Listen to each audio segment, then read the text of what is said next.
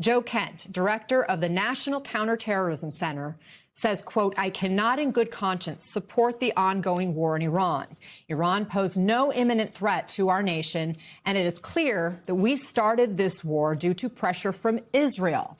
Joe Kent, who is the director of the National Counterterrorism Center, announced his resignation on Tuesday, citing his concerns about the justification for military strikes in Iran, and saying he cannot in good conscience back the Trump administration's war. Little information on Kent. He's a former Green Beret. He also served with the CIA, has gone on numerous deployments, and he's a political candidate with connections to the far right-wing extremists known as the Proud Boys. So not only have you put us on the world stage as the ultimate bully, not only have you put us on the world stage as the ultimate loner, you then turn around and again ask for help, and we watch as one by one our allies go, no, you did not consult us. I am not going down there to help you. No, you did not consult us. I am not sacrificing my sons and daughters. And to make matters even worse, you get out on television and say this war is basically over when I decide it's over, but it's going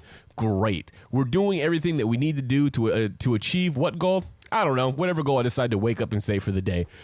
And then that country come back and say, first of all, there's been no negotiations on our side. We haven't spoken to the president, and truthfully, we really don't want to speak to the president. We are not stopping what we are doing on our side until you learn the lesson, never fuck with us again. The world must not forget that it was the United States which, in the midst of a process to forge a diplomatic outcome, betrayed diplomacy by supporting the genocidal Israeli regime's launch of an illegal war of aggression on the Iranian nation.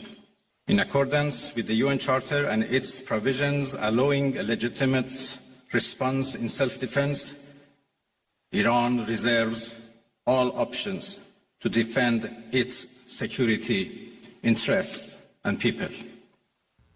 And here's the quiet part said out loud. Americans are agreeing with Iran.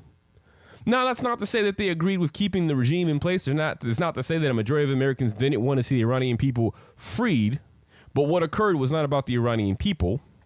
And what occurred was without the consensus of the people's representative. This was one man acting on his own desires, or really one man acting on the desires of one other man, making a decision that is going to have long-term effects. And so the American people are going, fuck you for that.